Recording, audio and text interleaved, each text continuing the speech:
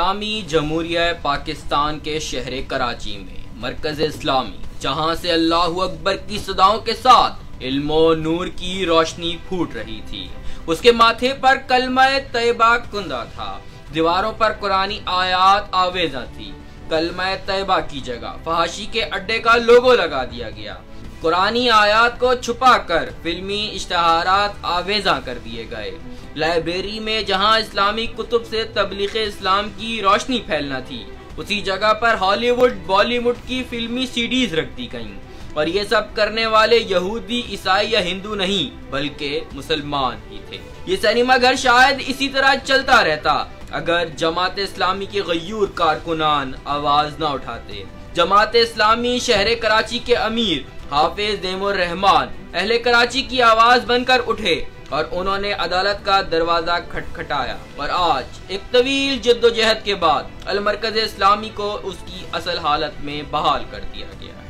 الحمدللہ۔ دیکھیں، المرکز اسلامی کی بحالی کا سفر شروع ہو گیا ہے۔ عوام کو، پاکستان کے لوگوں کو ہم مبارکباد پیش کرتے ہیں۔ جماعت اسلامی نے جو جدوجہد کی، اب اس کے اثرات سامنے آئے ہیں، سپریم کورٹ کا فیصلہ آیا ہے، لیکن ابھی آغاز ہے۔ ہم یہ چاہتے ہیں کہ یہ مکمل طور پر بحال ہو، یہاں سے جو شادی ہال ہے وہ بھی ختم ہو جائے، یہاں پر جو سینما کی اور تھیٹر کی علامتیں ہیں وہ سب چلی جائیں، اور نیب میں ان کے ریفرنسز جائیں۔ ان سب لوگوں کو جنہوں نے یہ جرم کیا ہے ان کے خلاف کورٹ کارروائی کا حکم دے، اور جیسا کہ اس نے حکم دیا ہے اس کے مطابق عمل درآمد کیا جائے۔ اور ہمیں یہ بھی پتہ چل رہا ہے کہ یہ سینما کے لوگ بلدیہ کے عملے کے ساتھ مل کر یہاں سے چوریاں بھی کر رہے ہیں، یہاں کا فرنیچر بھی اٹھا رہے ہیں، یہاں کا چلر پوائنٹ جو نعمت اللہ خان نے لگایا وہ بھی لے کر جا رہے ہیں۔ تو ان چوروں کے خلاف بھی کارروائی کی جائے کہ جو سب لوٹ مار کر گئے ہیں اور اب جاتے جاتے بھی اپنا حصہ وصول کرنا چاہتے ہیں۔ یہ مرکز اسلامی کو سنیما ہال میں تبدیل کرنے کے خلاف جماعت اسلامی کے امیر کراچی کے محترم حافظ نعیم الرحمان صاحب نے خط لکھا تھا چیف جسٹس آف پاکستان کو۔ الحمدللہ اس وقت کے چیف جسٹس جناب انور ظہیر جمالی صاحب نے اس کا نوٹس لیا، سو موٹو نوٹس، اور اس کے بعد یہ معاملہ شروع ہوا۔ لیکن انشاءاللہ تعالیٰ بڑی امید کی جاتی ہے، اور سپریم کورٹ نے جو اس درمیان میں فیصلے کیے ہیں، جن میں ایک بڑا اہم فیصلہ یہ ہے کہ جتنے بھی لوگ اس کے اندر ملوث ہیں کہ جنہوں نے کلمہ طیبہ کو فلمی پوسٹروں سے چھپایا، اور جنہوں نے آیات کو ڈھانپا، اور جنہوں نے مرکز اسلامی کو سنیما ہال میں تبدیل کیا، اور جنہوں نے مسجد کی جگہ پر جو ہے یہ شادی ہال بنایا، ان سب کے خلاف ریفرنس نیب کے اندر بھیجا جائے۔ تو انشاءاللہ امید کی جاتی ہے کہ نہ صرف یہ کہ یہ مرکز اسلامی دوبارہ بحال ہوگا، اس کی شناخت بحال ہوگی، اور اس کی شناخت جو ہے دراصل کراچی شہر کی شناخت ہے۔ انشاءاللہ تعالیٰ اس کی شناخت بحال نہیں ہوگی۔ یہاں کھڑے ہو کر یہ میں محسوس کرتا ہوں کہ یہ مرکز اسلامی، مرکز قرآن و سنت اس لیے بنایا گیا کہ یہاں پر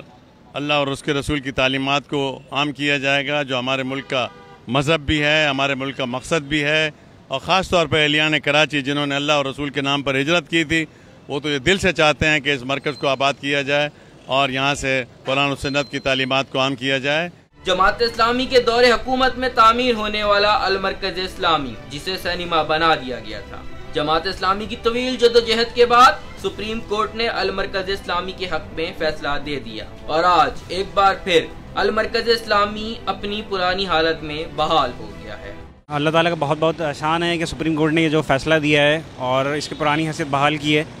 بہت ہی خوشائن فیصلہ ہے، اور اہل محلہ اس پہ بہت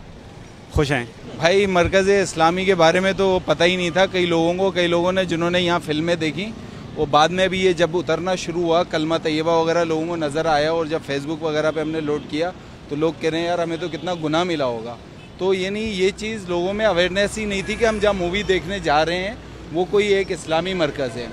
تو اس لحاظ سے یعنی بہت زیادہ بے شرمی کی بات ہے کہ اس کو جو سینما میں تبدیل کیا گیا، اور یہ ابھی جماعت والوں نے جو یہ کام کیا ہے بہت اچھا کام کیا ہے، یعنی ہم ان کے ساتھ ہیں۔ امید رکھتے ہیں انشاءاللہ مرکز اسلامی بحال ہوگی اپنے پرانی حالت میں انشاءاللہ۔ یہ بہت خوش آئند ہے، اور جن لوگوں نے اس کو جو اس کا ثقافت کو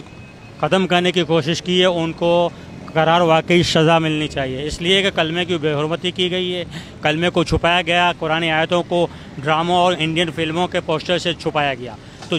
جب ہم ایک عام ملک میں ڈنمارک میں جب کچھ ہوتا ہے تو ہم اتنا شور مچاتے ہیں، تو ہمیں اس پہ بھی کرنا چاہیے، جن لوگ اس میں ملوث ہیں سب کو سزا ملنی چاہیے، اور وہ واجب القتل ہیں، ان کو قتل کیا جائے ایسے لوگوں کو۔ یہ شہر شمع رسالت کے پروانوں کا شہر ہے، اور جماعت اسلامی اس شہر کی شناخت مست کرنے کی ہر گھناؤنی سازش کو ناکام بنا دے گی۔ حاسدوں کی صف میں ماتم ہے، صدا ماتم رہے گا انشاءاللہ۔